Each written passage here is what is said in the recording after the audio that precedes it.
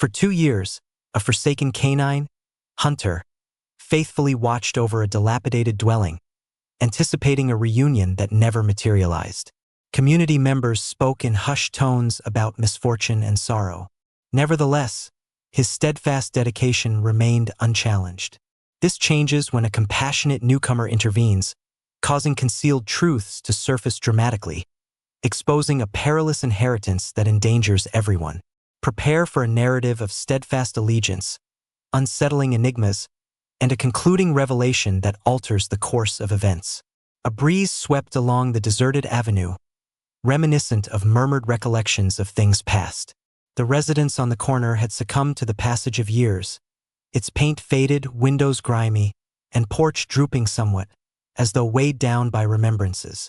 However, it was not the deterioration that captured attention. It was the canine. He remained motionless as a sculpture close to the entrance, a German shepherd whose fur was matted from grime and exposure, his ribs visible beneath his hide, yet his posture was resolute. His actual name was a mystery to the local residents, but they had dubbed him the Ghost Guard. For 2 years, he had not ventured from that property.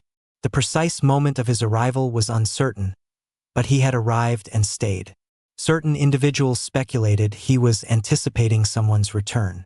Others thought he had become unhinged, ensnared by devotion to a person long departed. Youngsters would challenge one another to approach, only to be greeted by a subdued snarl or a steady gaze. Though unprovided for, he endured. On some evenings, his barking resonated in the obscurity, instilling a shiver in the nearby inhabitants. Why did he persist in staying? What charge did he keep? The hushed conjectures intensified. Observers reported seeing him moving restlessly in the stillness of night, his head alert to each noise, his frame taut like a serviceman on watch.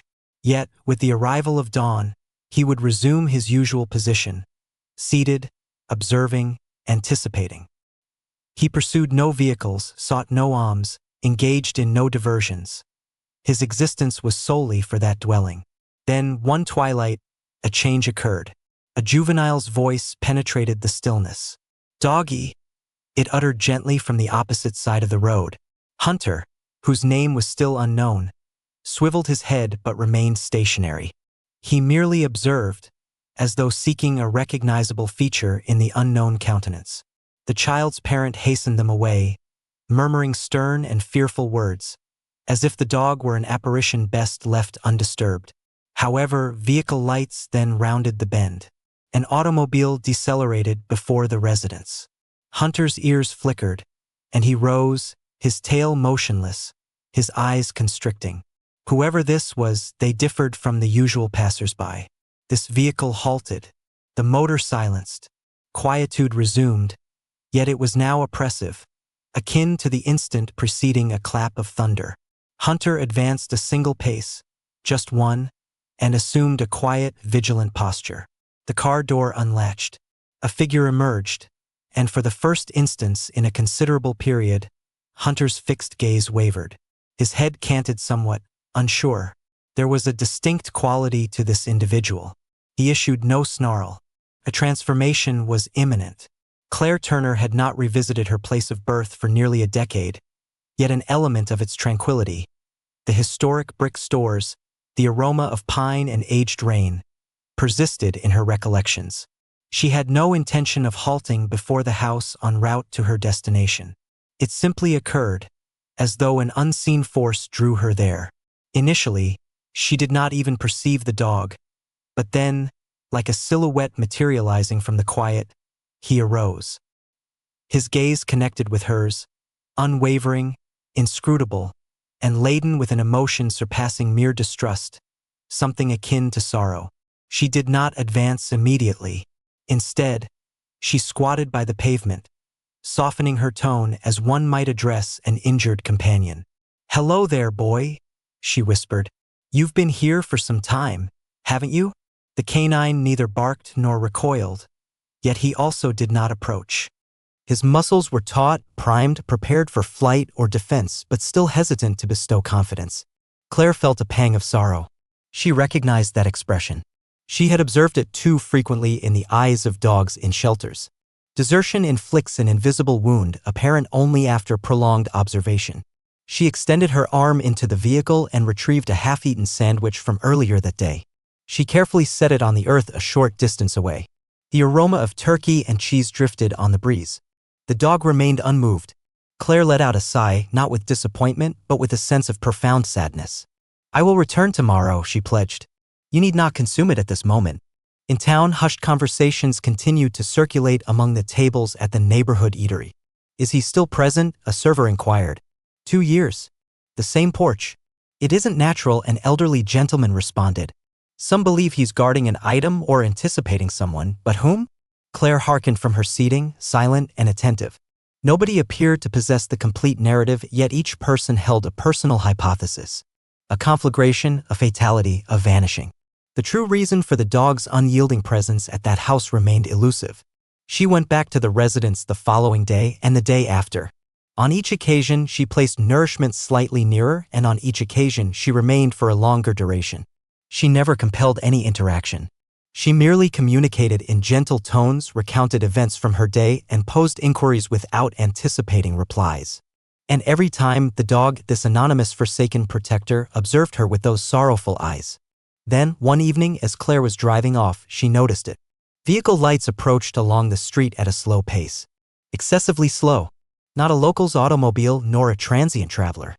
The car halted just beyond the dwelling. Claire's hands became immobile on the steering wheel.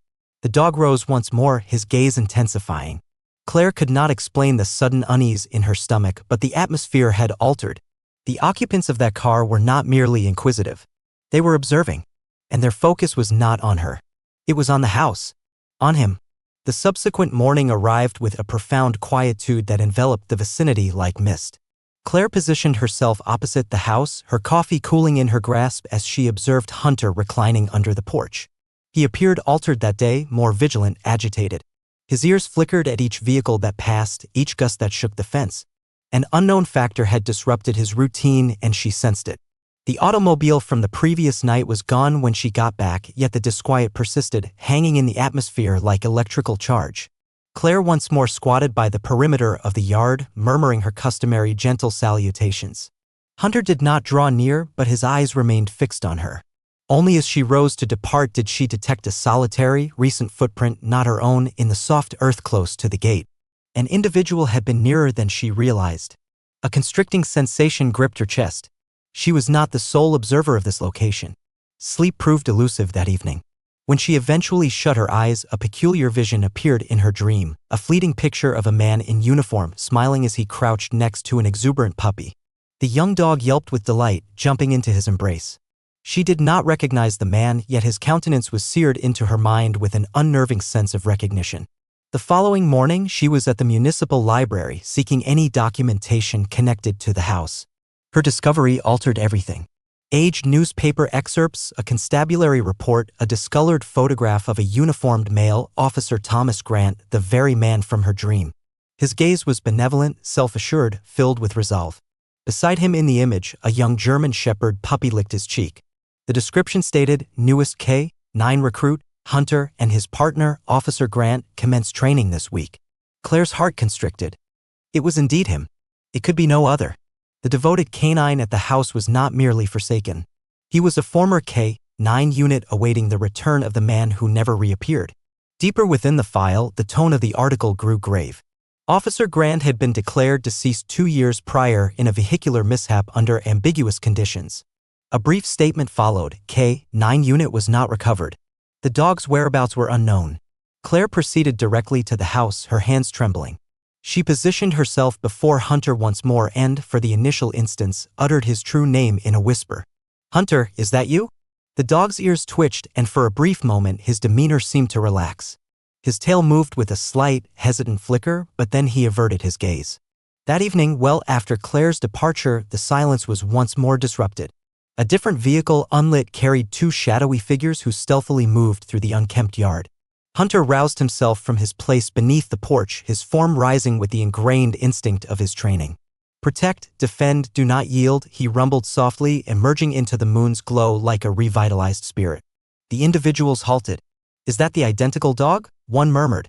Yes, the other mumbled, extracting an object from his coat. We must inspect the interior before departing. He's merely a mongrel. However, Hunter was not a common canine. As they advanced, he stood his ground. His posture was firm, tail erect, teeth exposed, not from fright, but from recollection. He had been conditioned for such situations. With nothing further to forfeit, the mystery of their objective within the house and Hunter's relentless, prolonged vigil remained unsolved. Dawn's light cascaded across the fractured pavement as Claire stopped at the accustomed curb, the burden of her recent discoveries weighing on her.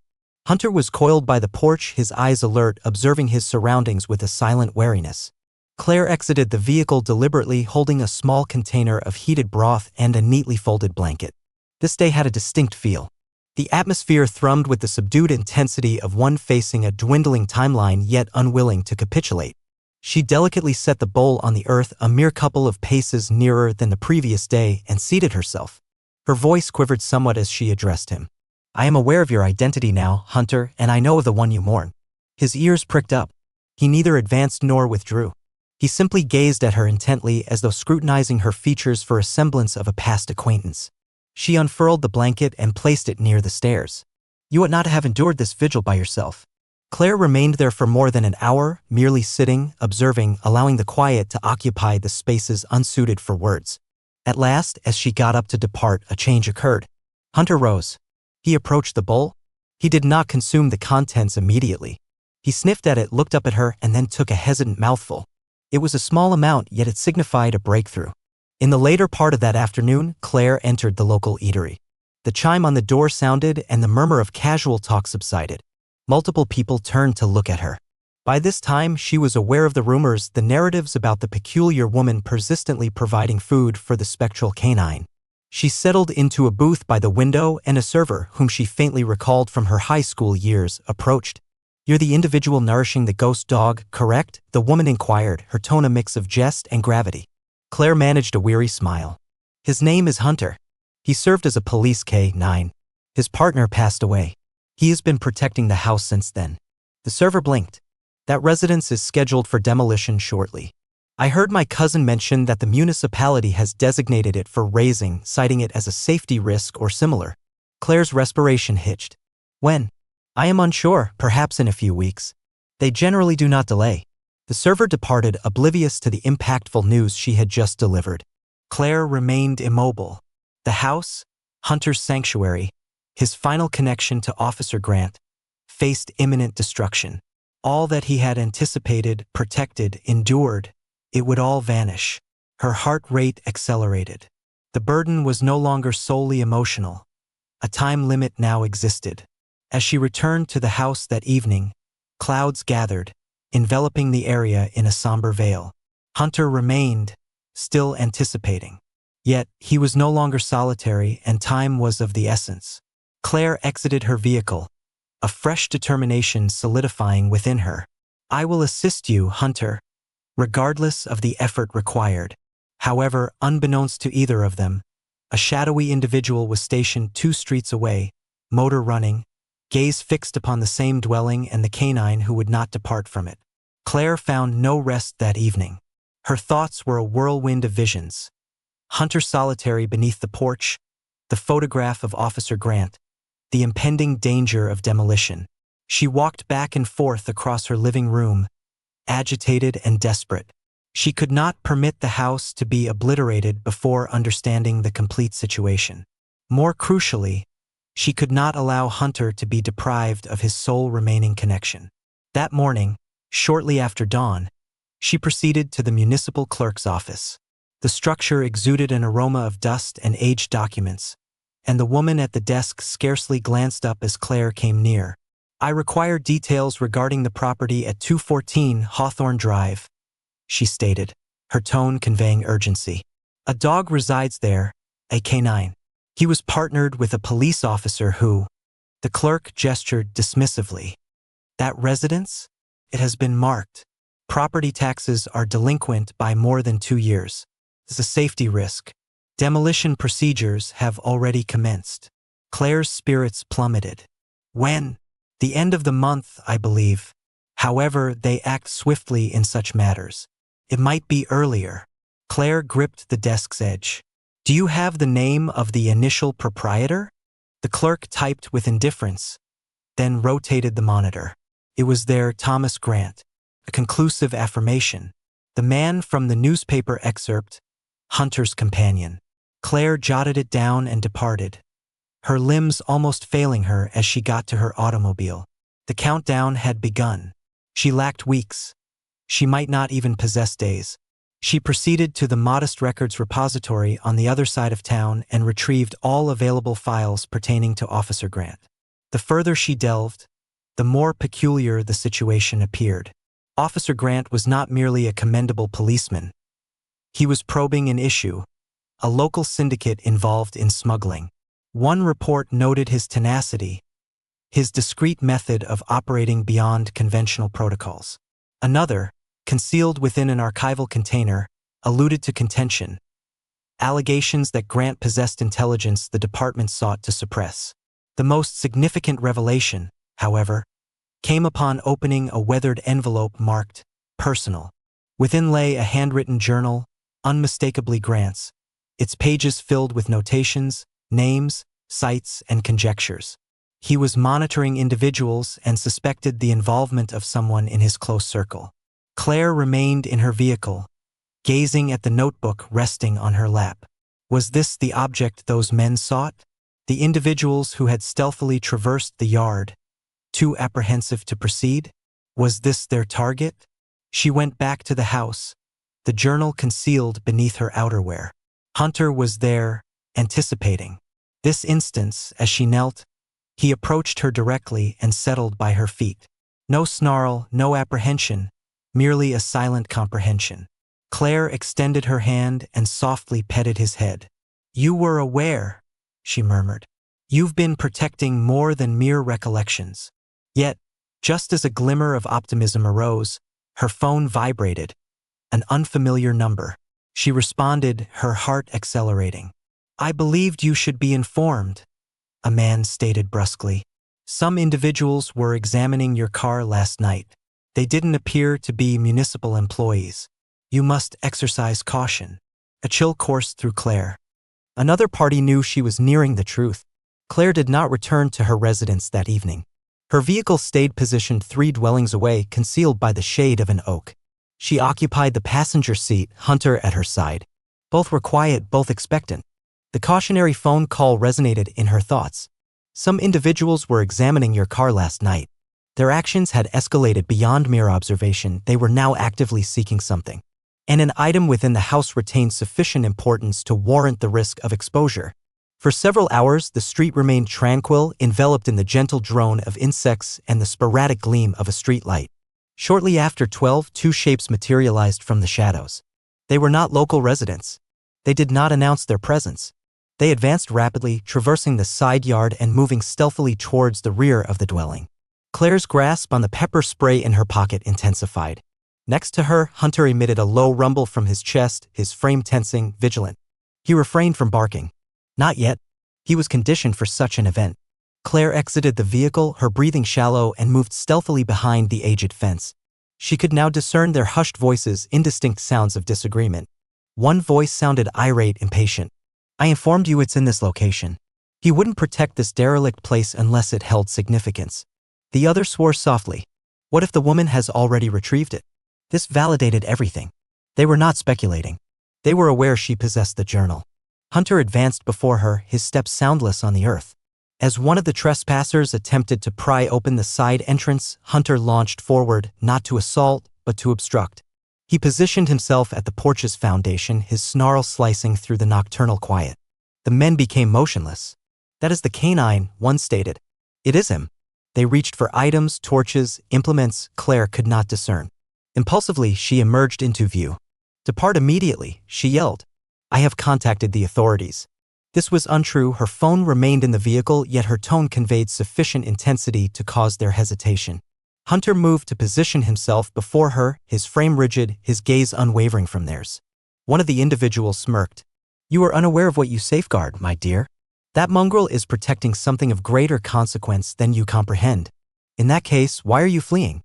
Claire retorted. The confrontation lingered, palpable and perilous. Ultimately, the trespassers pivoted and fled, vanishing into the darkness just as vehicle lights emerged from the street's distant end, a passing automobile, merely a local resident, yet sufficient to startle them for the time being. Claire sank to her knees, her hands shaking as she embraced Hunter firmly. His body also trembled, not from apprehension but from weariness. His prolonged period of anticipation and protection had emaciated him, yet he had maintained his position. As Claire sat with him in the yard, the surge of adrenaline subsiding, she observed something on the house's flank, a window slightly ajar, with fragments of soil on the ledge. They had gained entry. Perhaps not on this night, but previously, and their objective extended beyond a mere notebook. Claire glanced back at the dwelling, her heart pounding with a novel inquiry she had not yet posed. What secret had Officer Grant concealed? And did it remain interred somewhere within that residence? The subsequent morning arrived shrouded in an unsettling stillness, the type that constricts the chest like a premonition. Claire stood before the house, her hands thrust deep into her coat pockets, gazing at the fractured window the intruders had probably utilized for entry. Hunter remained near, not entirely his usual self. His motions were more sluggish, his respiration shallow. 2 years of endurance had taken a toll on his entire being, and the previous night's events had further depleted him. Yet he trailed her unquestioningly. Allegiance such as his demanded no respite. Claire had refrained from entering the house up to this point. She had honored its quietude, its sanctity, but now it seemed imperative. She had to discover what lay concealed within those confines, what merited such perilous risks. Pushing the entrance open, she went inside. The atmosphere was musty, heavy with accumulated dust and the passage of time. Damaged photograph frames adorned the walls. A coat remained on a hook by the door, as though its owner intended to come back. Her gaze surveyed the main room. Discolored newspapers were piled on the central table, some bearing dates mere days prior to Officer Grant's demise. A compact photo album rested alongside them. She carefully opened it. Images of Grant in his uniform, of Hunter as a young dog, of the two of them during training sessions. One particular photograph made her gasp. Grant was positioned before a brick edifice emblazoned with a sprayed symbol she had previously observed on his journal's cover. It was not merely an emblem, it was a sign, a caution, a gang's insignia spoken of in hushed tones across the town, the very gang Grant had been probing. As she traversed the dwelling, an impulse drew her to the study situated at the rear.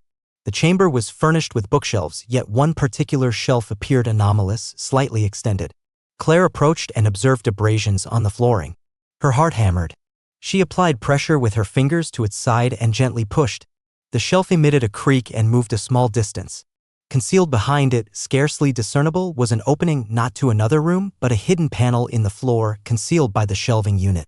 Claire knelt and traced the perimeter with her fingers. A diminutive keyhole was present, along with an aged yet sturdy padlock. She recoiled, astounded.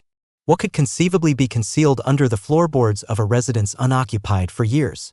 What had Officer Grant secured with such diligence that even seasoned lawbreakers could not locate it? She retrieved the journal once more, leafing through its contents, seeking any clue that might suggest a key. A particular page now captured her attention. In the margins, Grant had inscribed, "For their arrival, shield it from them. Ensure its safety. He will protect it more effectively than any strongbox." Claire gazed at Hunter. He had not merely been anticipating. He had been safeguarding a secret throughout this period, a secret his companion had entrusted solely to his protection. As she extended her hand for her telephone to contact someone, anyone, a floorboard in her vicinity groaned.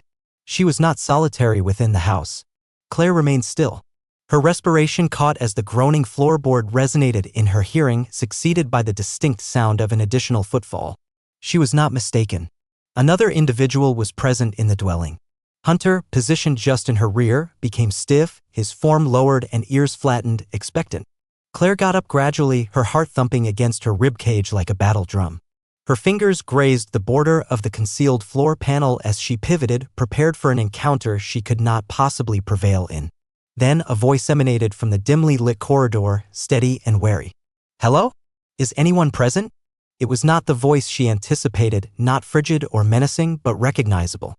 A man came into sight, clad in a brown sheriff's coat and carrying a torch. His gaze met Claire's, and his countenance changed from vigilance to acknowledgement. "Claire Turner," he inquired. "I am Deputy Logan Hayes. I have been attempting to locate you since learning you were investigating Grant's property." Claire let out a breath, her posture easing only marginally. "You frightened me terribly," she murmured. "What is your purpose here?" Logan entered deliberately, his hands in view, careful not to startle the canine. I received a communication from a town local. They mentioned you have been dedicating considerable time here and individuals have been surreptitiously moving about the premises during nighttime.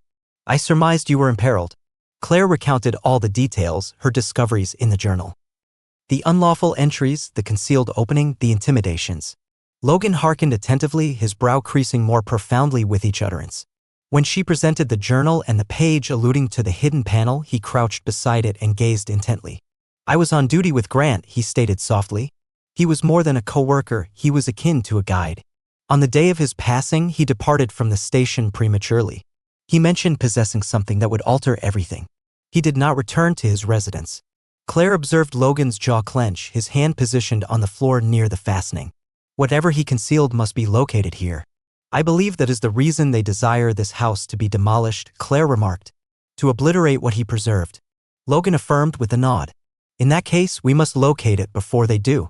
They resolved to come back the subsequent morning equipped with the necessary implements to unseal the hidden panel and recover any evidence situated below.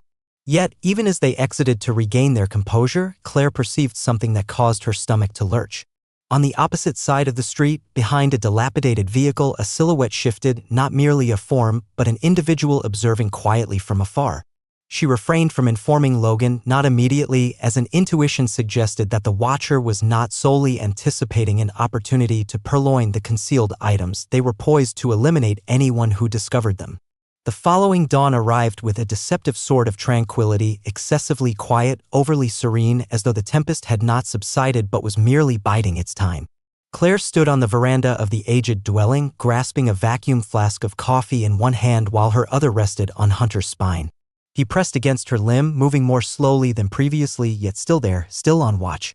Logan's vehicle arrived shortly past 7 o'clock. He emerged carrying a pry bar, a torch, and the weary expression characteristic of individuals who have witnessed excessive events and experienced insufficient rest. Within, the atmosphere was thick with grime and anticipation. The pair stood in the study, confronting the hidden panel as if it were an entrance to something interred long before either was prepared. Logan inserted the pry bar under the fastening. With a forceful turn, metal creaked and broke. Claire winced, not from apprehension, but from the conclusiveness of the act. Retreat was no longer an option. They forced open the timber cover. A gust of musty, chill air billowed out. Beneath them, a constricted flight of stairs led down into a shadowy, quiet emptiness. Claire directed the torch downwards. Its beam struck concrete. Perhaps 10 steps. No motion, no sound, only that peculiar sensation of heaviness as if history itself possessed a vitality. They descended in unison, Hunter remaining at the summit, observing. The subterranean area was compact, resembling more a secured strongroom. Shelving units adorned the walls, some laden with marked containers, dates, ciphers, and file identifiers. Others were vacant, completely cleared, as though a previous search had occurred but was prematurely abandoned. In the distant corner rested a metallic coffer secured firmly with multiple applications of adhesive tape and an accumulation of dust. Logan approached it, removed the tape, and gradually lifted the top. Within were piles of documents, manila packets, images, and a single compact black USB drive. Claire handled it with caution. Handwritten inscriptions on the folders displayed names corresponding to the roster in Grant's journal, municipal officials, proprietors of businesses, and even the name of an officer from the existing police department. This is the material, Logan murmured. This is their objective, what they feared would be revealed. Claire's hands quivered as she unsealed one folder. Inside, a photograph depicted a man transferring a duffel bag to another individual in a storage facility. The recipient wore a badge. Claire identified the emblem, the identical gang insignia from Grant's pictures. This was not mere malfeasance. It was an interconnected system. Grant had been compiling evidence that could have dismantled a significant portion of the town's influential figures. Logan's utterance interrupted her astonishment. Claire, observe this. She pivoted. He held a weathered K9 harness, Hunter's. It had been preserved meticulously, as though anticipating a time for its renewed use. Within the harness's compartment lay a message enclosed in plastic. Claire unsealed it. Should any misfortune befall me, place your faith in him. He will perpetually protect what is significant. A lump formed in her throat. She glanced upwards towards the stairs where Hunter anticipated. his gaze observant, tail motionless. He had precisely fulfilled his companion's request. Through blizzards, tempests, and passing years, he had unceasingly maintained his vigil. Yet, prior to either of them uttering another word, a soft thud resonated from the upper level. Claire and Logan became immobile. Hunter emitted a low, consistent snarl. Another individual was present in the dwelling. The quietness on the upper floor was short-lived. A subsequent thud sounded nearer this instance, succeeded by the soft groan of the floor planks just outside the basement entrance. Logan lifted a finger to his mouth, indicating for Claire to remain concealed as he deliberately advanced towards the stairs, his firearm ready. Claire pressed the USB drive and documents against her torso, her heartbeat thundering in her ears. Hunter stayed at the foot of the stairs, crouched and taut, awaiting the cue to attack or hold his position. He required no orders. He interpreted the atmosphere with innate understanding. Footfalls traversed the floor directly above, paced and intentional. The entrant was not hurrying, nor searching without direction. They knew their destination. Claire's mind worked rapidly. Had they been trailed since their discovery of the hidden panel? Were the individuals from before now making their definitive move? Or was this a different party altogether, more intimately connected to the malfeasance Officer Grant had perished attempting to reveal? Logan arrived at the stair summit just as the basement entrance groaned open gradually. A silhouette emerged. It was a male, tall and slender, attired in dark clothing with a cap drawn down. Another form materialized behind him, larger, more heavily built, bearing a scar that extended across his cheek. The first man's gaze scanned the subterranean area. "They have located it," he mumbled. "I informed you the canine was protecting something." Hunter now snarled audibly, rising from his lowered stance. The scarred individual advanced a single pace, and Logan emerged into sight, firearm elevated. "Halt!" he cautioned. The atmosphere in the chamber immediately became charged. The slighter man extracted a pistol from his attire, aiming it towards the ground. "Our intention is not to cause fatalities," he stated, though his inflection suggested the contrary. "Simply hand over the drive." Claire's spirits plummeted. They were aware. Her grip on the evidence intensified. Logan cast a single glance down the stairs, his communication unambiguous. "Prepare yourself." Then all events unfolded simultaneously. The man with the scar lunged. Logan discharged his weapon. A burst of light, a thunderous report. The projectile went astray, striking the wall as the man evaded it.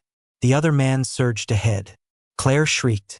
Hunter, as though roused by a long-lost directive, ascended the stairs with formidable power. He intercepted the second man in mid-stride, causing both to tumble into the corridor. Claire retreated hastily, clinging to the USB drive. From the upper level, the sound of scraping furniture and ensuing pandemonium arose. Logan struggled to maintain his position. Exertions, impacts, Hunter's enraged barking, all merged into a tumultuous din that shook the dwelling. One of the assailants attempted to withdraw, but Hunter seized his leg, his teeth embedding deeply. The man cried out in agony. Logan assailed the other from the rear, forcing him to the floor.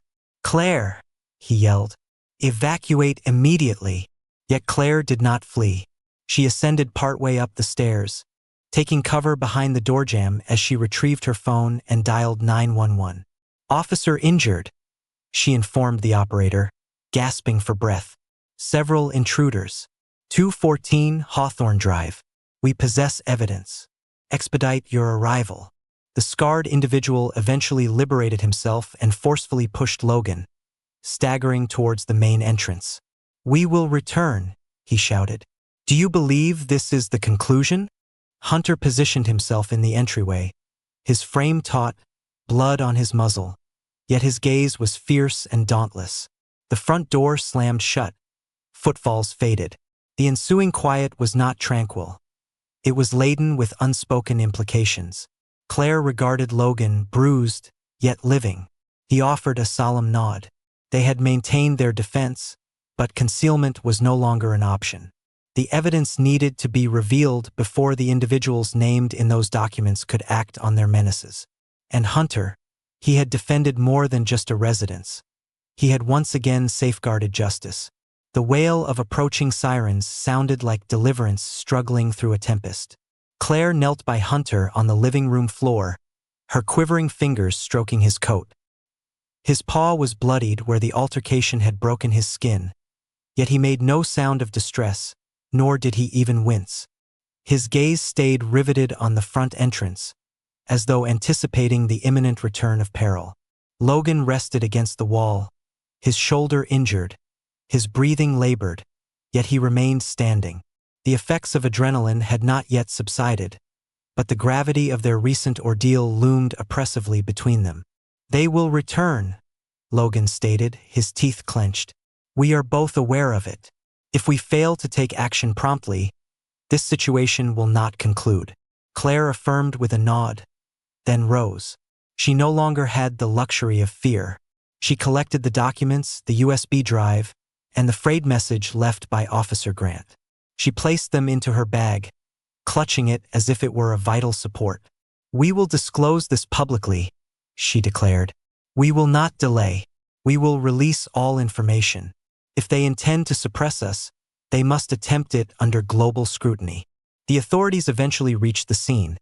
2 vehicles, their emergency lights flashing red and blue. Claire observed as Logan conversed rapidly with the initial officers entering, providing only the essential details: armed trespassers, an attempted attack, evidence purloined from Officer Grant's former investigation. They recorded testimonies, captured images, and gathered available materials. Yet Claire sensed from their expressions that they either did not fully credit the account or were perhaps apprehensive to do so. As the police departed, one officer drew Logan to the side, murmuring something that altered his demeanor.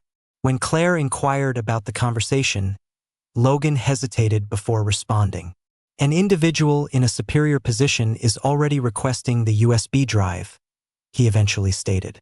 News had circulated swiftly, excessively so. This was the validation they required. The situation extended beyond common street offenders. A person of influence was monitoring their actions intently, someone fearful. Claire's resolve solidified at that instant. They would not utilize standard procedures. It was not feasible. "I know someone," Logan remarked, "an unaffiliated journalist located in another state. She has pursued this corrupt syndicate for an extended period but lacked conclusive proof. If we deliver this to her, it will disseminate widely. No one will be able to suppress it." Claire did not waver. "Let us proceed." However, the unease had not dissipated from the dwelling.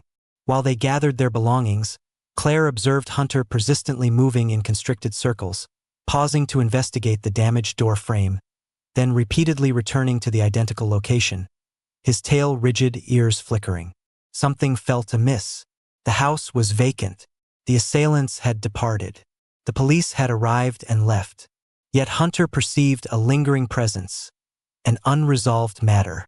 Claire traced his line of sight to the rear window. The pane had shattered during the struggle. Externally, beyond the yard, vehicle lights blinked and then disappeared over the rise.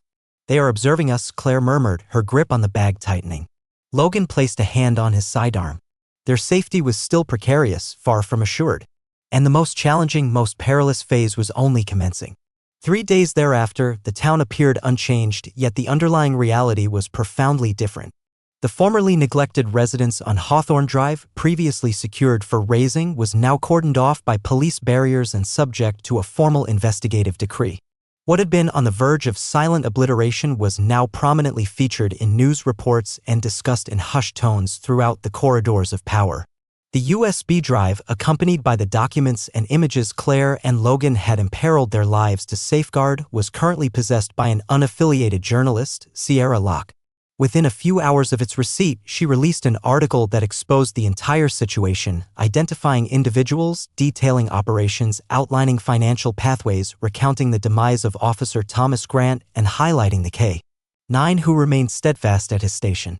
Claire observed the media reports from her residence, her phone vibrating with communications from unknown individuals and news organizations, yet her gaze remained fixed on the television when an image appeared, a younger hunter, standing with pride next to his partner. The accompanying text stated, "Canine allegiance illuminates justice." Later that afternoon, Claire and Logan were positioned outside the judicial building as journalists congregated.